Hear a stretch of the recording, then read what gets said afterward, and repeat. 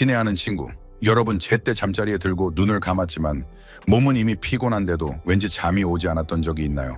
뒤척이고 시계 초침 소리를 듣고 일어나 밤하늘을 바라보거나 양세기처럼 무작위적인 행동을 하기도 합니다. 그리고 다음날 아침 잠을 조금이라도 잤더라도 실제로 쉬지 못한 것처럼 여전히 피곤함을 느낍니다. 만약 60세 이상이시고 이 이야기가 익숙하게 들린다면 제가 여러분께 하고 싶은 말이 있습니다. 당신은 혼자가 아닙니다. 불면증은 노년층에서 가장 흔한 문제 중 하나이지만 많은 사람들이 나이 드는 것의 일부라고 생각하며 받아들이기 때문에 가장 적게 언급되는 문제이기도 합니다. 하지만 진실은 나이가 들면 잠자리가 더 힘들어질 수 있지만 그렇다고 해서 불안한 밤을 보내거나 평생 수면제에 의존해야 한다는 의미는 아닙니다. 그래서 오늘 비디오에서는 제가 의사로서뿐만 아니라 많은 환자들이 자연스러운 수면을 되찾는 것을 목격한 사람으로서 여러분과 함께 걷고 싶습니다. 60세 이후에 잠자리가 왜 어려워지는지 이해하도록 돕기 위해서입니다. 그리고 더 중요하게는 오늘 밤부터 무엇을 할 수 있는지 알려드리겠습니다. 하지만 시작하기 전에 작은 질문을 하나 하겠습니다. 이 비디오를 세계 어디에서 시청하고 계신가요? 이 여정을 누구와 함께 걷고 있는지 정말 알고 싶습니다. 그리고 이 주제가 유용하다고 생각하시면 구독 버튼을 누르고 알림벨을 켜는 것을 잊지 마세요. 매주 60세 이상 분들의 건강과 웰빙을 위해 특별히 고안된 새로운 비디오를 공유하기 때문입니다. 이제 가장 중요한 질문으로 시작하겠습니다. 60세 이후에 몸에서 정확히 무슨 일이 일어나서 잠이 훨씬 더 어려워지는 걸까요? 일부 60세 이후 몸에 어떤 변화가 생겨서 잠이 더 어려워지나요? 수면은 복잡한 생물학적 과정입니다. 단순히 눈을 감고 가만히 있는 것이 아닙니다. 신경계 호르몬 일주기, 리듬 정서적 균형 사이의 섬세한 조화를 필요로 합니다. 그리고 60세가 지나면 이러한 요소들은 조용하지만 상당히 변화하기 시작합니다. 첫째, 몸에 잠잘 시간임을 자연스럽게 알려주는 호르몬인 멜라토닌 수치가 감소하기 시작합니다. 멜라토닌은 어두워지면 분비되어 몸이 쉴 시간임을 인식하도록 돕습니다. 하지만 나이가 들수록 몸은 멜라토닌을 덜 생산하고 그 분비 시간도 불규칙해집니다. 결과적으로 제때 잠자리에 들더라도 몸은 아직 잠들 준비가 되지 않았다고 느낄 수 있습니다. 둘째, 당신의 내부 생체 시계가 불균형해집니다. 노인들은 저녁 일찍 졸려하는 경향이 있지만 밤중에 또는 아주 이른 아침에 더 자주 깨는 경향이 있습니다. 만약 당신이 보통 저녁 8시에 잠들지만 새벽 2시나 3시에 깨어나 다시 잠들지 못한다면 그것은 일주기 리듬 교란의 전형적인 징후입니다. 그 외에도 야간 빈뇨, 관절통, 만성 스트레스 또는 경미한 불안과 같은 다른 나이 관련 조건들도 조용히 수면의 질을 방해할 수 있습니다. 그리고 중요한 것은 많은 사람들이 숨겨진 원인이 실제 문제일 수 있다는 것을 깨닫지 못한 채 증상인 불면증만을 치료하는 데 집중한다는 것입니다. 그러므로 만약 당신이 수면제만 있으면 괜찮을 거야 라고 생각해 본 적이 있다면 아마도 다른 접근 방식, 즉 더 장기적이고 지속 가능한 방법을 시도해 볼 때일지도 모릅니다. 그리고 특히 60세 이후에 수면제에 의존하는 것이 최선의 방법이 아닐 수 있는 이유를 이해하기 위해 다음 부분에서 자세히 살펴보겠습니다. 2부, 왜 수면제에 장기적으로 의존해서는 안 되는가? 불면증으로 며칠 또는 심지어 몇 년 동안 고생해 왔을 때 수면제가 생명줄처럼 느껴질 수 있다는 것을 이해합니다. 수면제는 더 빨리 잠들게 하고 뒤척이는 좌절감에서 일시적으로 벗어나게 해줍니다. 그리고 많은 사람들에게 그 느낌은 특히 가장 지쳐 있을 때 안도감을 가져다 줍니다. 하지만 여기 거의 아무도 당신에게 말해주지 않을 것이 있습니다. 수면제는 당신의 몸이 올바른 방식으로 잠들도록 돕지 않습니다. 그들은 단순히 당신의 신경계를 억제하고 잠과 같은 상태로 강제로 만듭니다. 그리고 장기적으로 사용하면, 특히 60세 이상이라면 그 대가는 결코 작지 않습니다. 첫째, 당신은 내성을 쌓을 가능성이 높습니다. 오늘 효과가 있는 것이 몇 주 후에는 효과가 없을 수 있습니다. 그리고 결국 같은 효과를 얻기 위해 더 높은 용량이 필요할 것이고 어느 날 완전히 효과가 없어질 때까지 당신의 몸은 안전하게 잠들기 위해 그것에 의존하게 됩니다. 둘째, 수면제는 깊은 수면의 질을 저하시킵니다. 7 시간 잠들더라도 여전히 피곤하고 멍하며 집중할 수 없다고 느끼며 깨어날 수 있습니다. 이는 당신의 수면이 깊고 회복적인 단계, 즉 몸이 스스로 회복하고 면역력을 높이며 호르몬 균형을 맞추는데 필요한 단계를 결여하고 있기 때문입니다. 셋째, 수면제는 노년층의 낙상 혼란, 기억 문제의 위험을 증가시킬 수 있습니다. 저는 밤에 진정제를 복용한 후 균형 감각 상실로 인해 낙상하여 병원에 입원한 많은 환자들을 보았습니다. 심지어 꿈과 현실 사이의 경계가 흐려져 낮 생활에 문제가 되는 경우도 있었습니다. 그리고 가장 중요한 것은 수면제는 근본적인 원인을 해결하지 못한다는 것입니다.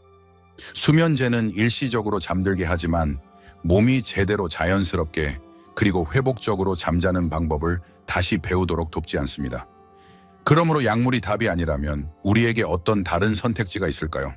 좋은 소식은 당신에게 선택지가 있다는 것입니다. 그리고 우리는 가장 작고 가장 간단하며 가장 자연스러운 단계부터 바로 다음 부분에서 시작하겠습니다. 3부 약물 없이 자연스러운 수면을 회복하는 데 도움이 되는 5가지 간단한 습관. 저는 당신이 수년 동안 수면 부족으로 고생해왔을 수도 있다는 것을 알고 있습니다. 당신은 약 요령 온갖 종류의 치료법을 시도해보았습니다. 그리고 매번 희망은 실망으로 바뀌었고 당신은 당신의 몸이 단순히 도움이 될 수 없다고 믿기 시작했습니다. 하지만 제가 당신에게 말하고 싶은 것은 이겁니다. 당신은 당신의 삶 전체를 바꿀 필요가 없습니다. 올바르게 행해지고 일관되게 반복되는 몇 가지 작은 것만 있으면 됩니다. 당신의 몸은 스스로 재조정하기 시작할 것입니다. 이것들은 제가 종종 노년 환자들에게 시도하도록 안내하는 정확한 습관입니다. 그리고 그들 중 많은 사람들이 불과 2-3주 안에 다시 자연스럽게 잠들기 시작했습니다. 첫째, 매일 오전 6시 30분에서 7시 30분 사이에 최소 10분 동안 햇볕을 쬐세요. 멀리 갈 필요는 없습니다. 그냥 창문을 열고 현관으로 나가서 햇볕이 당신의 얼굴과 팔에 직접 닿게 하세요. 이상적으로는 가만히 서서 선글라스를 착용하지 마세요. 빛이 당신의 눈에 닿게 하세요. 당신의 내부 시계가 망막 바로 뒤에 있기 때문입니다.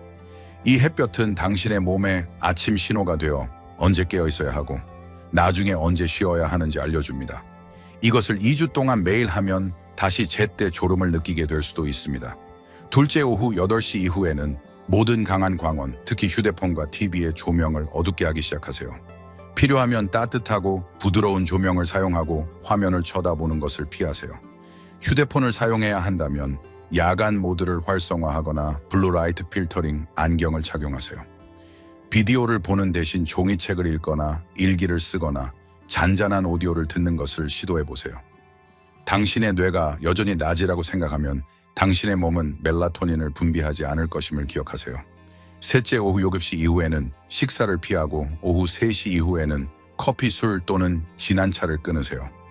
저녁 식사는 가볍고 소화하기 쉬운 것으로 하고 잠자리에 들기 최소 3시간 전에 마치세요. 밤중에 깨는 경향이 있다면 저녁에 마시는 술을 다시 확인해 보세요. 처음에는 졸리게 만들 수 있지만 몇 시간 후 깊은 잠을 방해할 수 있습니다. 그리고 오후에도 커피를 계속 마신다면 7일 동안 끊어보세요. 얼마나 더 잘 자는지 놀랄 수도 있습니다. 넷째, 잠들기 전에 아이를 달래듯이 잠자리 의식을 만드세요. 잠자리에 들기 30분 전에는 모든 밝은 조명과 기기를 끄세요. 따뜻한 물로 세수하세요. 조용히 앉아 5분 동안 부드럽게 숨을 쉬세요. 몇 줄의 감사 글을 쓰거나 가벼운 글을 읽으세요. 즐긴다면 빗소리, 파도 소리 또는 바람 소리와 같은 부드러운 기악곡을 틀어보세요. 이것을 매일 밤 반복하세요. 시간이 지나면 당신의 몸은 이 패턴을 인식하고 아, 잠잘 시간이야 라고 반응할 것입니다.